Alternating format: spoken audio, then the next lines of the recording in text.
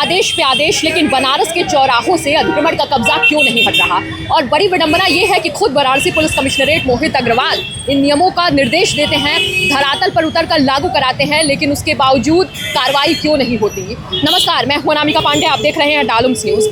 बनारस के इस समय किसी भी बड़े चौराहे का आप उदाहरण ले लीजिए, पांडेपुर, मैदागिन, कैंट, गोदौलिया, लंका, हर एक जगह आपको इस समय सबसे बड़ी समस्या जो है, जो बनारस के चौराहों को जकड़ी हुई है और जिसकी वजह से ट्रैफिक व्यवस्था जो है वो भी चरमराई रहती है, वो है अतिक्रमण की समस्या। क्योंकि बनारस के जितने भी मुख्य और बड़े चौराहे हैं वहाँ पे ज़्यादातर आपको अतिक्रमण की समस्या जो है वो देखने को मिलेगी।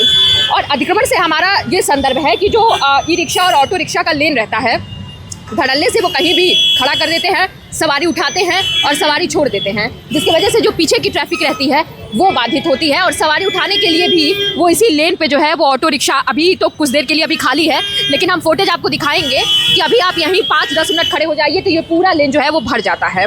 दूसरी तरफ जो ठेला पटरी कारोबारी हैं, जो फुटपाथ का लेन है, चलिए उस पर तो कब्जा रहता ही है, सड़क के किनारे भी सामान को वो लगाए रहते हैं, जिसकी वजह से बहुत समस्या होती है।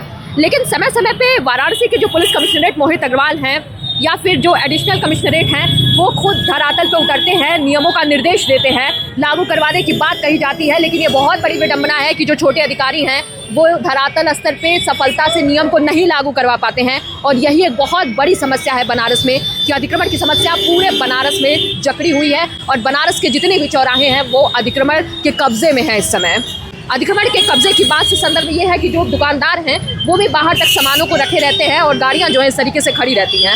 बहुत जटिल समस्या है ये बनारस में, जिसकी वजह से जो लोग हैं आए दिन बाधित रहते हैं। यहीं की अगर हम बात करें तो ये तो जो लेन है इसको सड़क को ऑटो रिक्शा के लिए बना के सकरा कर ही दिया गया है। यू टर्न पे कोई भी आपको देखिए, आप लाइव देखिए वहाँ पे यू टर्न पे कोई भी पुलिस, ट्रैफिक पुलिस की तैनाती नहीं है, जिसकी वजह से इधर से लोग गाड़ी निकालते भी हैं, उधर से गाड़ी लोग ले भी जाते हैं और समस्या होती है, ट्रैफिक बाधित होती है और कई देर तक जो है वो आपस में लोग उलझते हैं और इस तरीके की समस्याएं जो हैं वो होती रहती हैं।